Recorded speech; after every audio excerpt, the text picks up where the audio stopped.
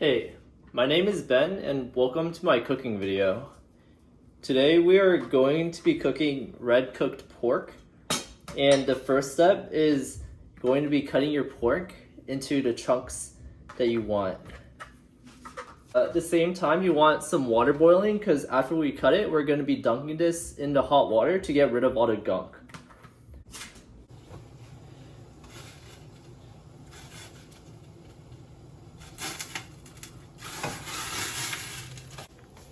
Now the pork has been boiling for roughly 4 minutes, and if you notice, you get a lot of this like cloudy looking stuff, and that's the stuff that you want to get rid of, and that's the whole reason why we're doing this boiling process in the first place.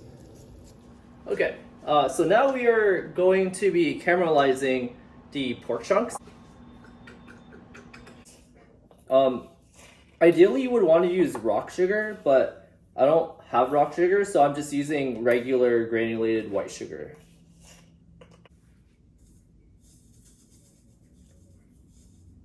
Like the sugar is almost caramelized, so I'm gonna get ready to put in the pork chunks now.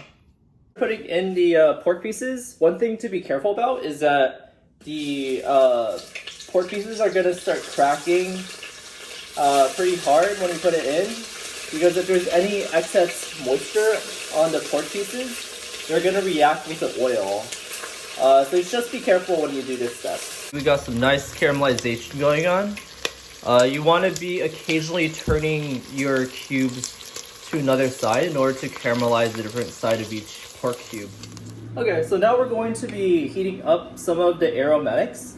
So one thing I'm going to add are 4 green onion bases, so just the white part. Add some chilies, so these are arbol chilies, but you can also use Sichuan chilies as well. I'm gonna add some ginger. So ideally you'd use fresh ginger, but Trader Joe's didn't have it, so I'm gonna be using the frozen minced ginger that they have. Garlic cloves, cinnamon stock.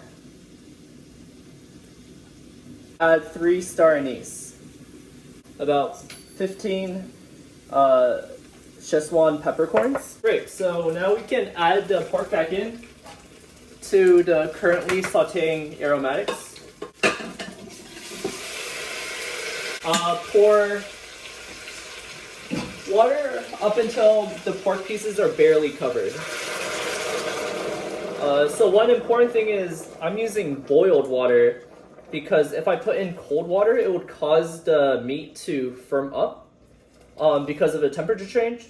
I'm gonna add roughly 3 tablespoons of this soy sauce, 5 tablespoons of this dark soy sauce, 2 tablespoons of the rice wine. At this point, we have the braise boiling with the top off because we want to reduce the liquid until it's more concentrated. So the broth has reduced to the following, and this is roughly where I like it.